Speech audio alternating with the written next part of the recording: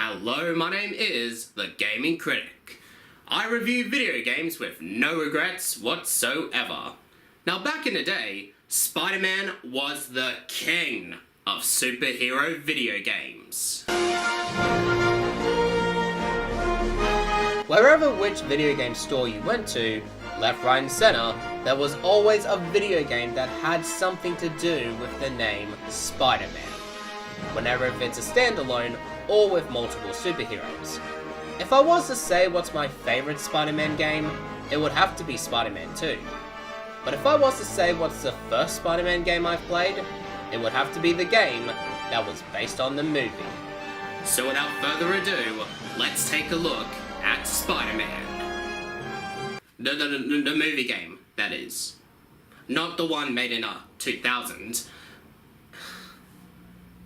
Hope no one got confused with that.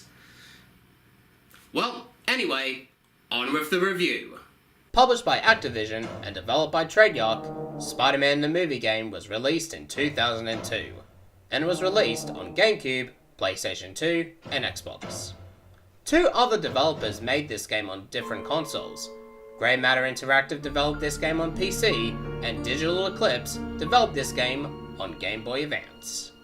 Now, I loved the Spider-Man movie as a kid. I was so obsessed with it that I replayed a movie over and over again, and I'll never get bored of it. So let's see if I love this game just as much as the movie. I'm pretty sure all of you watching right now have seen the movie, otherwise you wouldn't have clicked this video in the first place. So if you haven't seen the movie, just a heads up that there will be spoilers ahead.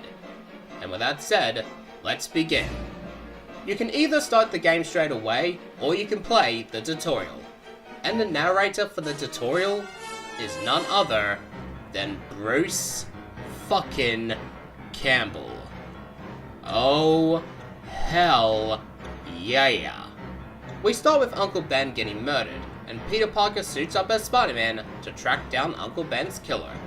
If you have played Spider-Man and or Spider-Man 2 Enter Electro, you can see that the gameplay is a bit similar to those games, but adding in some new features. Like the other games on PlayStation 1, you can't drop down to the ground as you will instantly die. As for the fighting, it is roughly the same, but they added in combos. Which, to be honest, I never really cared about the combos, but it does come in handy with certain bad guys. There is so many combos in this game that you'll have to pause the game to remember them all. Looking at this game now, it's pretty funny how the webs don't connect to the buildings at all, as it looks like his webs are shooting at the clouds or planets or something. This game does follow the story from the movie, but they added in a few side villains, including Shocker, Vulture, and Scorpio, which is awesome to see. But once you nearly completed the game, you slowly realize why they are added in the first place. And you probably will get tired of me saying this, but it needs to be addressed. Without those villains, this game would be extremely short. But even with them, this game is still short, and it could take you 2 to 3 hours or less to complete this game. My favourite side villain in this game would have to be Scorpio, just because his character and his motive is different compared to Shocker and Vulture. It's a bit of a shame that the Scorpio storyline ended quickly, and it definitely could have been utilised a lot further. Did you know that there's another side villain in this game?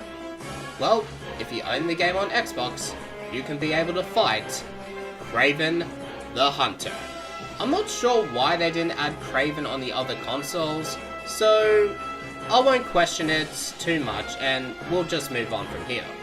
For a Spider-Man game, most of the time you're indoors, either in sewers, churches, or breaking into Oscorp. While some levels in this game are outside, they could have utilized the outside levels a lot more. The soundtrack is awesome. It is just so good that you'll think the soundtrack from the game was actually from the movie. Just have a listen.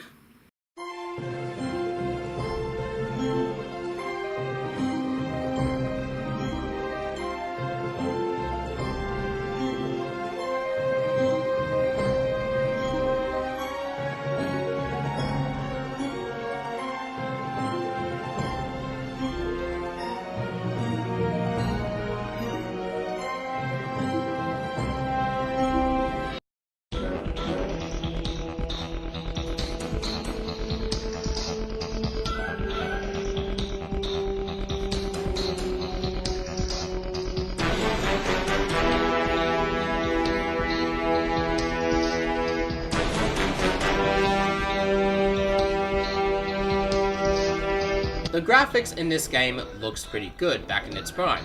Even the cutscenes looks pretty good. But I do have to say that what's not good is the camera. The camera can be really annoying at times. If you want to move the camera while running, Spider-Man doesn't cooperate.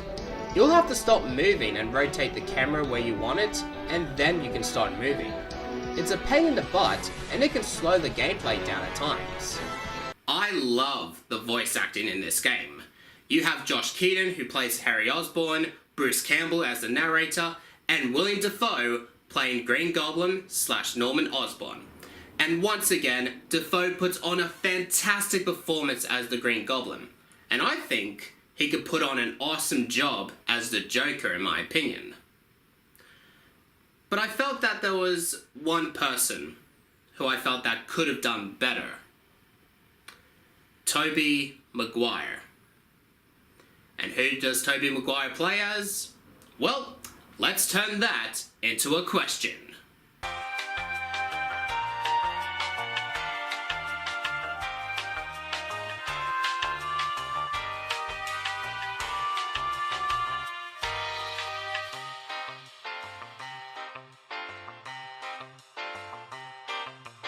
The answer is B, potato.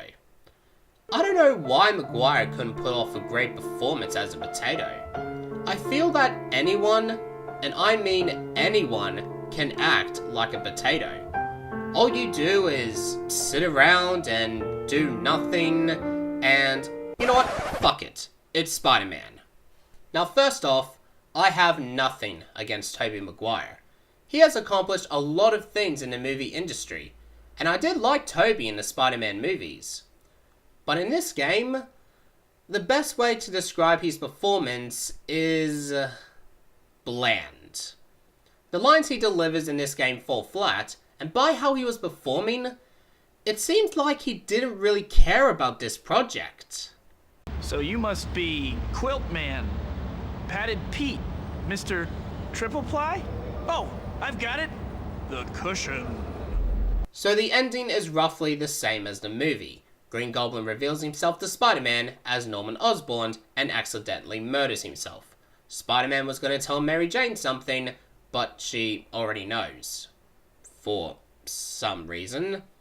And then Tobey Maguire tells us that the game is over and to go outside and play. Yeah, right. Back then, we probably would have went outside, but nowadays, all we do is sit around, eat junk food, and upload our latest status on social media just to beg for attention. That's pretty much 2017 in a nutshell. At the end of each level, you get points for doing certain things, and with enough points, you can get a ton of unlockable features, including additional characters to play as, and you can even play a bowling game, which is surprisingly fun to play. And I think that's all I need to talk about. Oh yeah, one more thing. You can also play in first person mode. But other than that, that's all I need to say about Spider-Man, the movie game. This game is actually alright. What I like about it is the improved graphics and the soundtrack. There are a few flaws with this game, including the underwhelming performance of Tobey Maguire and the camera being off at times. Overall, I didn't mind this game when I first played it, but looking at it now, I feel that I wasn't experiencing a Spider-Man game, as I just felt I was playing Spider-Man from the movie. But however, if you give this game a few hours of your time, it can be worth it. Spider-Man the movie game gets 6 out of 10. Thank you so much. You saved my life. Don't worry about it, lady. I gotta go. Wait, before you go, I lost my purse on one of the rooftops around here. On a different rooftop? Yes. Different from this one? Yes. Are you serious? Are you taking some kind of tour of city rooftops? Yes. Okay, whatever. I'll find your purse for you. Thank you. It has been a long time since I reviewed a Ratchet & Clank game, and I do apologize for the delay. but now I'm happy to announce that the next game I'm going to review is Ratchet Deadlocked. / Gladiator, if you're from Australia, that is. Yeah. But until then, thank you for watching this video, and if you enjoyed it, make sure to leave a like, share the video, and subscribe today. My name's the Gaming Critic, telling you to keep calm and keep playing video games.